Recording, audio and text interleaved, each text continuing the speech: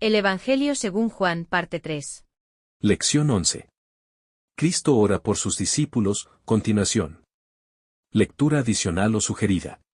La edificación del carácter. Páginas 59 a 67. Por Elena Harmon de White. Dale me gusta, suscríbete y activa las notificaciones. La edificación del carácter. Capítulo 8. La vida de un gran héroe de Dios. El apóstol San Juan pasó sus primeros años en compañía de los incultos pescadores de Galilea. No gozaba de la educación que proporcionaban los colegios, pero por medio de su asociación con Cristo, el gran Maestro, obtuvo la más alta educación que el hombre mortal puede recibir.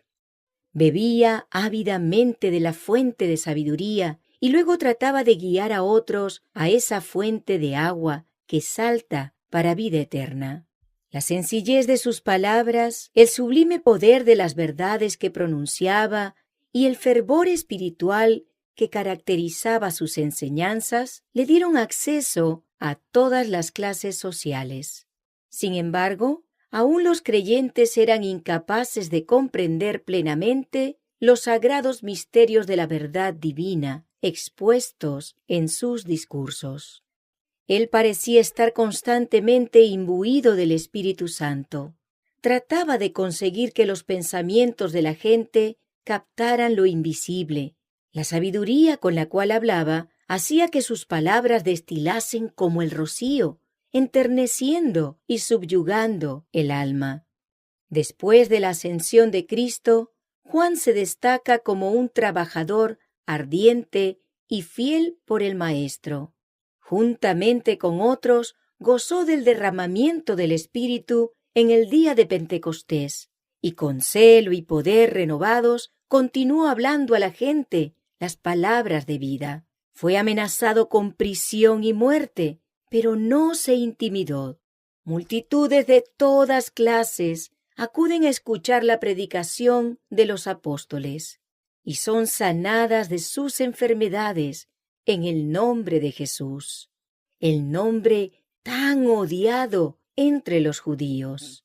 Los sacerdotes y los gobernantes son frenéticos en su oposición al ver que los enfermos son sanados y Jesús es exaltado como el príncipe de vida. Temían que pronto el mundo entero creyera en él y que entonces ellos fueran acusados de asesinar al poderoso sanador. Pero cuanto mayores son sus esfuerzos por detener esta excitación, más personas creen en él y se vuelven a él y se apartan de las enseñanzas de los escribas y fariseos. Están llenos de indignación y echando mano de Pedro y Juan los echan en la prisión común. Pero el ángel del Señor, de noche, abre las puertas de la cárcel, los saca afuera y dice: «Id, y puestos en pie en el templo, anunciad al pueblo todas las palabras de esta vida». Con fidelidad y fervor, Juan dio testimonio por su Señor en toda ocasión apropiada. Él vio que los tiempos estaban llenos de peligro para la Iglesia. Existían por doquiera engaños satánicos. Las mentes del pueblo vagaban por los laberintos del escepticismo y las doctrinas engañosas. Algunos que pretendían ser leales a la causa de Dios eran engañadores. Negaban a Cristo y su Evangelio e introducían herejías perjudiciales y vivían transgrediendo la ley divina. El tema favorito de Juan. El tema favorito de Juan era el amor infinito de Cristo. Él creía en Dios como un hijo cree en un padre bondadoso y tierno. Entendía el carácter y la obra de Jesús.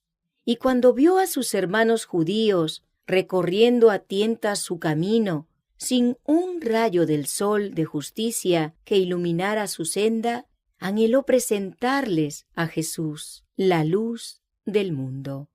El fiel apóstol vio que su ceguedad, su orgullo, superstición e ignorancia de las Escrituras estaban atando sus almas con cadenas que nunca serían quebrantadas. El prejuicio y el odio que contra Cristo albergaban obstinadamente estaban trayendo ruina sobre ellos como nación y destruyendo sus esperanzas de vida eterna. Pero Juan continuaba presentándoles a Cristo como el único camino de salvación. La evidencia de que Jesús de Nazaret era el Mesías resultaba tan clara que Juan manifiesta que ningún hombre necesita andar en las tinieblas del error mientras esa luz le es ofrecida. Tristeza producida por errores ponzoñosos. Juan vivió para ver el Evangelio de Cristo predicarse lejos y cerca, y a miles, aceptando ávidamente sus enseñanzas. Pero se vio lleno de tristeza al percibir errores ponzoñosos que se introducían en la Iglesia.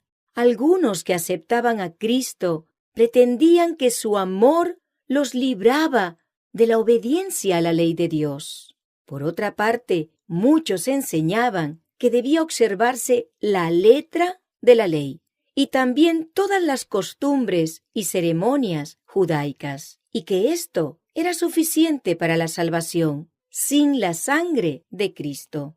Sostenían que Cristo era un buen hombre, como los apóstoles, pero negaban su divinidad.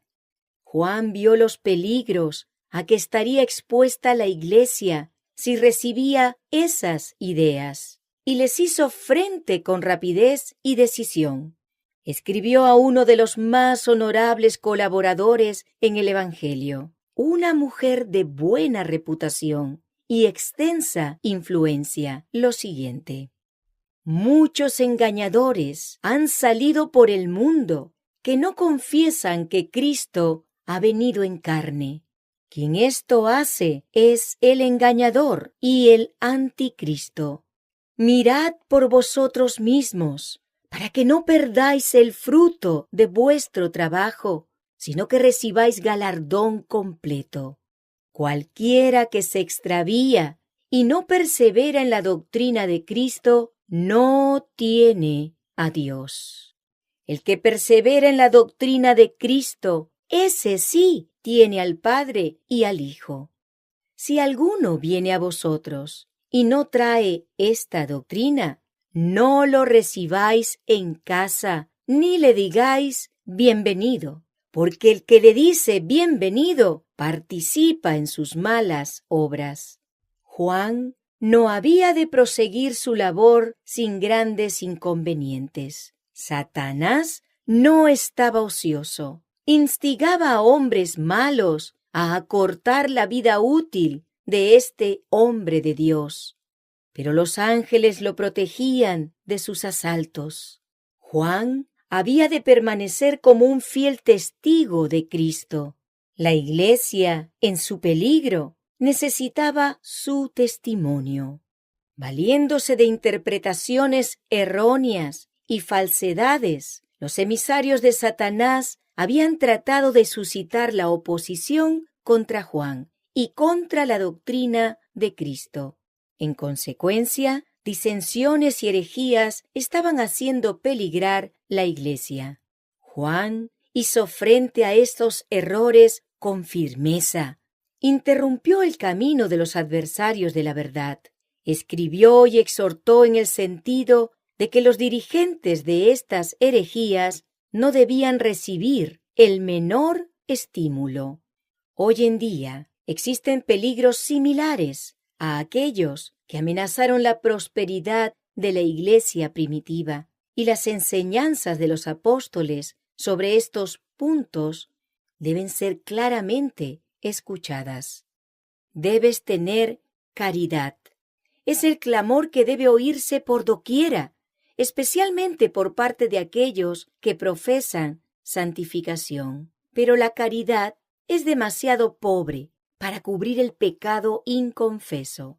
Las enseñanzas de Juan son importantes para aquellos que viven en medio de los peligros de los últimos días.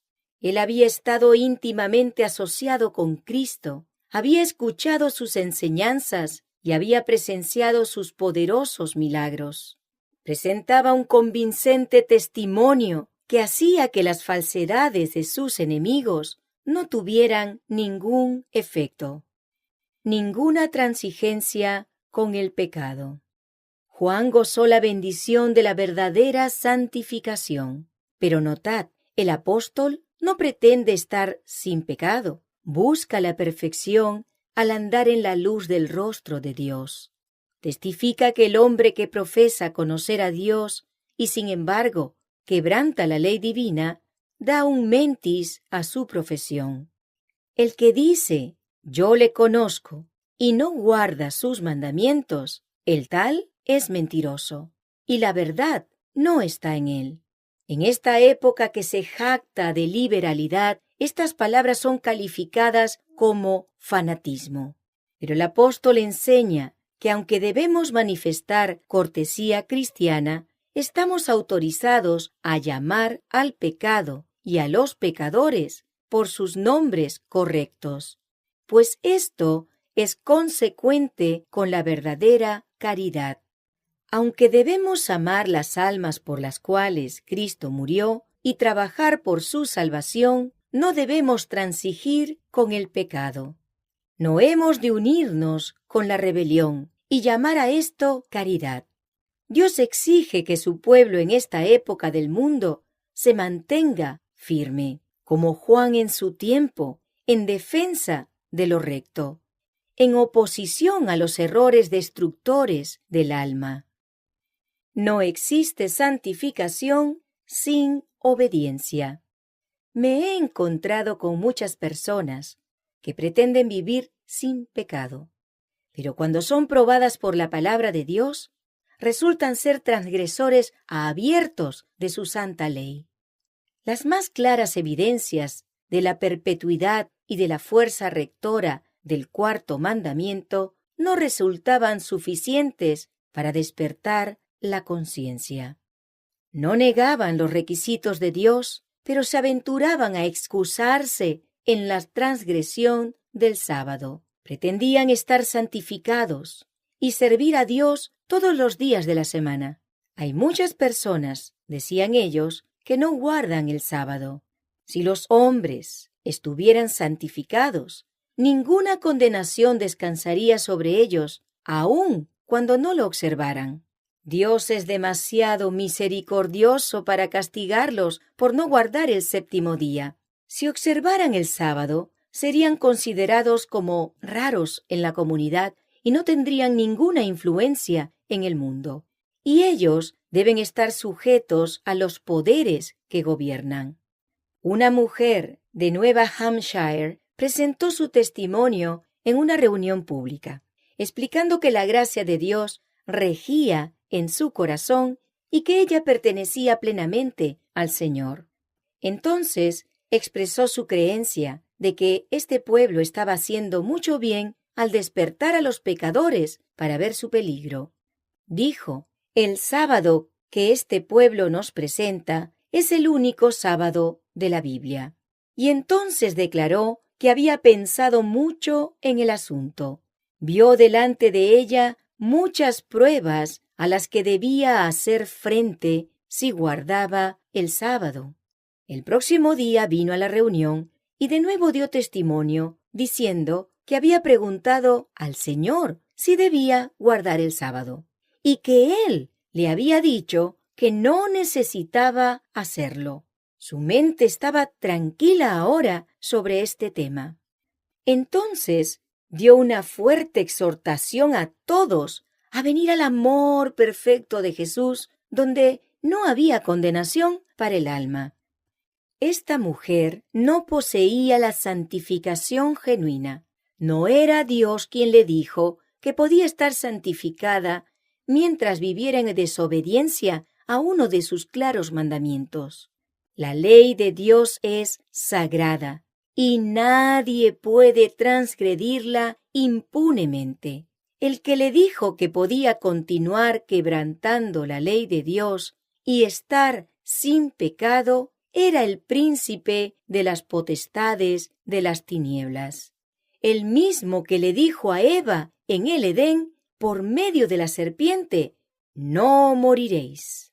Eva se engañaba a sí misma, razonando que Dios era demasiado bueno para castigarla por desobedecer sus expresos mandamientos. El mismo falso razonamiento es presentado por millares como excusa por su desobediencia del cuarto mandamiento. Los que tienen la mente de Cristo observarán todos los mandamientos, sean cuales fueren las circunstancias. La majestad del cielo dice: «Yo he guardado los mandamientos de mi Padre». Adán y Eva osaron transgredir los requerimientos del Señor, y los terribles resultados de su pecado deben ser una amonestación para nosotros a no seguir su ejemplo de desobediencia. Cristo oró por sus discípulos con estas palabras: «Santifícalos en tu verdad, tu palabra es verdad». No hay santificación genuina sino por medio de la obediencia a la verdad. Los que aman a Dios con todo el corazón amarán todos sus mandamientos también. El corazón santificado está en armonía con los preceptos de la ley de Dios, porque ellos son santos, justos y buenos. Dios no ha cambiado. El carácter de Dios no ha cambiado. Él es el mismo Dios celoso como lo fue cuando dio su ley sobre el Sinaí y la escribió con su propio dedo sobre las tablas de piedra. Los que pisotean la santa ley de Dios pueden decir: «Estoy santificado». Pero el estar verdaderamente santificado y pretender santificación son dos cosas diferentes. El Nuevo Testamento no ha cambiado la ley de Dios. El carácter sagrado del sábado del cuarto mandamiento está tan firmemente establecido como el trono de Jehová.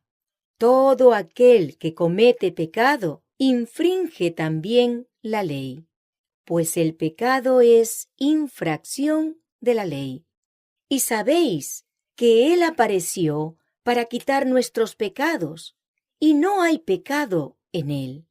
Todo aquel que permanece en Él no peca. Todo aquel que peca no le ha visto ni le ha conocido. Estamos autorizados a tener la misma apreciación que la que tuvo el amado discípulo hacia aquellos que pretenden permanecer en Cristo y ser santificados mientras viven en la transgresión de la ley de Dios. Él se encontró con la misma clase de personas que nosotros. Dijo: «Hijitos, nadie os engañe. El que hace justicia es justo, como Él es justo. El que practica el pecado es del diablo, porque el diablo peca desde el principio». Aquí el apóstol habla en términos claros al considerar el tema. Las epístolas de Juan están saturadas de un espíritu de amor, pero cuando él se enfrenta con esa clase de personas que quebrantan la ley de Dios y sin embargo pretenden estar viviendo sin pecado, no vacila en amonestarlas acerca de su terrible engaño. Si decimos que tenemos comunión con Él y andamos en tinieblas, mentimos y no practicamos la verdad. Pero si andamos en luz, como Él está en luz, tenemos comunión unos con otros. Y la sangre de Jesucristo, su Hijo, nos limpia de todo pecado. Si decimos que no tenemos pecado, nos engañamos a nosotros mismos y la verdad no está en nosotros. Si confesamos nuestros pecados, Él es fiel y justo para perdonar nuestros pecados y limpiarnos de toda maldad. Si decimos que no hemos pecado, lo hacemos a Él mentiroso, y su palabra no está en nosotros. Amén. Dale me gusta, suscríbete y activa las notificaciones. Dios derrame múltiples bendiciones sobre tu vida y la de tu familia.